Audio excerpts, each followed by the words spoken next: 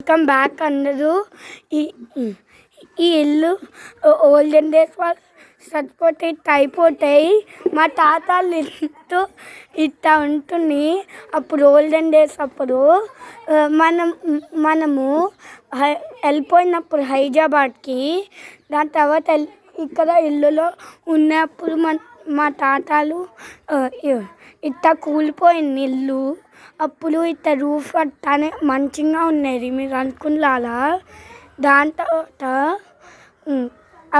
అప్పుడు drainage system కూడా మంచిగా లేదు. ఈవెన్ ఇట్లా చెట్టులు ఇట్లా హౌస్గా ర్యాప్ చేసేసింది. ఇట్లా ఇక్కడ ఈ విండో కూడా ఇరిగిపోయింది. ఇంకా ఇక్కడ మొండి కొట్టిచ్చేసారు మా తాతలు, కానీ పెరిగిపోయి నాకు గేట్ ఉన్నది సాత. ఇంకా ఆ గేట్ బ్లాక్ చేసేసారు గవర్నమెంట్ వాళ్ళు. ఇదంతా వాల్ ఉన్నది అప్పుడు, ఈ వాల్ అంతా. ఇంకా ఇట్లా ఇప్పుడు చెట్టులు ఇట్లా పెరిగిపోయినాయి. ఇది ఇక్కడ వాష్రూమ్.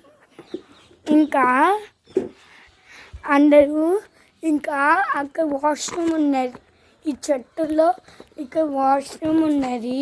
ఇక్కడ ఇట్లా చెట్టు అక్కడ కూడా ఇట్లా ఎక్కేసింది. ఇంకా ఇక్కడ ఓను పక్షులు వచ్చాయి.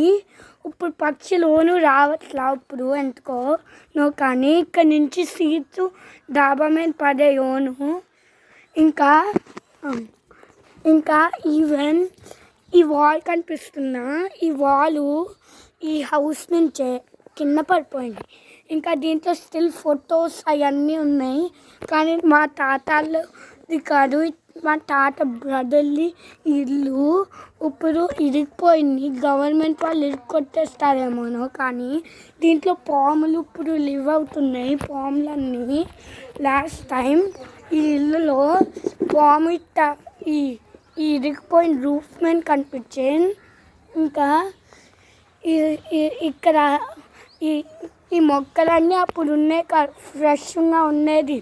మన ఇల్లు సార్ కూడా ఇప్పుడు ఆ ఇల్లు ఇప్పుడు బట్టలు ఇట్లా స్ట్రేట్గా పెట్టేవాళ్ళు. ఇట్లా ఇల్లు లోపల ఈ ఇల్లు పోయినప్పుడు స్ట్రేట్గా పెట్టేసేవాళ్ళు.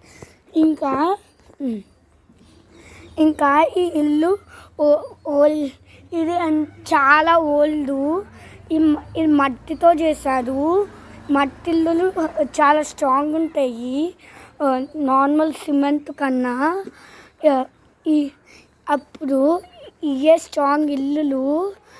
ఇంకా దాని తర్వాత ఇట్లా సిమెంట్ వచ్చేసాక ఇట్లా అప్పుడు ఈ ఇల్లులు యూస్లెస్ అయినాయి. ఈవెన్ కొన్ని ఇల్లులు స్టిల్ ఇలాంటివే బతుకుతూ ఉన్నాయి. ఈ ఇల్లు తుప్పట్టేసి లోపలంతా ఇదంతా పాడైపోయింది. బాయ్ అందరూ. నెక్స్ట్ వీడియోలో ఇంకా గురించి చెప్తా. ప్లీజ్ లైక్ అండ్ సబ్స్క్రైబ్ నీకు ఈ వీడియో నచ్చితే.